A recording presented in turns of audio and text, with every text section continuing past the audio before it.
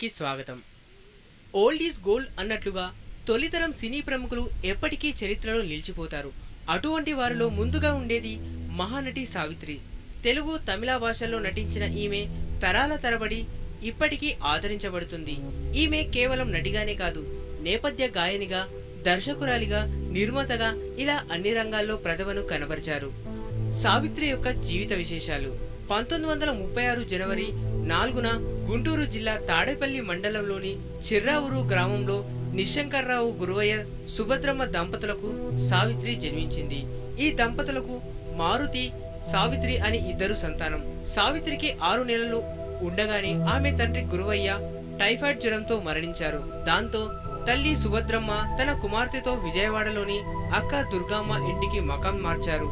అక్కడే ఉన్న కస్తూరిబాయి మెమోరియల్ స్కూల్లో మారుతి, సావిత్రి చేరారు. పాఠశాలకు వెళ్లే దారిలో నృత్య విద్యాలయం ఉండేది.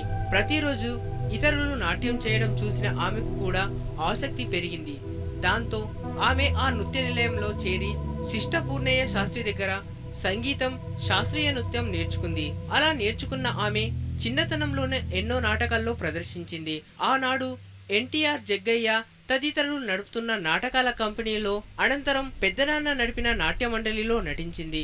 13 ఏళ్ల వయస్సులో సావిత్రి కాకినాడలోని ఆంధ్ర నాటక పరిషత్ నిర్వహించిన నృత్య నాటక పోటీల్లో ఎంతో అద్భుతంగా ప్రదర్శించింది. అందుకు గాను ఆమె ఆనాటి ప్రముఖ హిందీ నటుడు, దర్శకుడు, హిందీ సినీ రంగంలో ప్రసిద్ధుడు పృథ్వీరాజ్ కపూర్ చేతుల మీదుగా బహుమతి అందుకుంది. అదే ఆమెకు చిత్ర పరిశ్రమలో ఎంట్రీ అవ్వడానికి కారణమైంది. ఆ బహుమతితో చిత్ర పరిశ్రమలో రాణించగలననే నమ్మకం పెరిగింది. దాంతో 1949లో చిత్రాల్లో నటించడానికి మద్రాస్ నగరంలో ప్రవేశించింది. సినీ జీవితం. ఎన్నో నాటకాల్లో ప్రదర్శించిన తన ప్రతిభను నిరూపించుకున్న సావిత్రి చిత్ర పరిశ్రమలో ఎంట్రీ ఇవ్వడానికి ముందు కాస్త శ్రమించాల్సి వచ్చింది. మొదట్లో ఎల్వి ప్రసాద్ దర్శకత్వం వహించిన సంసారం చిత్రంలో ఓ చిన్న పాత్రను పొందింది, కానీ తక్కువ వయసు ఉన్న కారణంగా అందులోంచి తొలగించబడింది.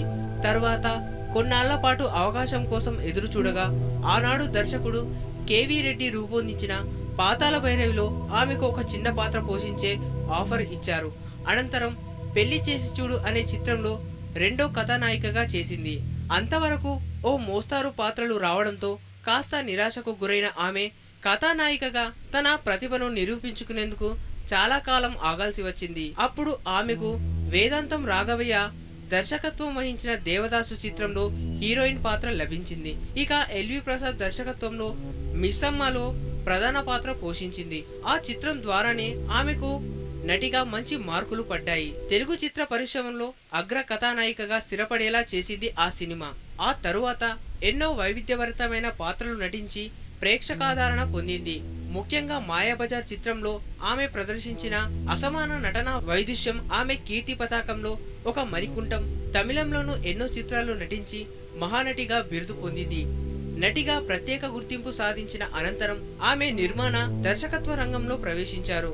ఏక్ చిట్టి ప్యార్ భరీ హిందీ సినిమా చిత్రానికి నిర్మాతగాను, దర్శకురాలిగాను 6 తెలుగు, తమిళ చిత్రాలకు పనిచేశారు.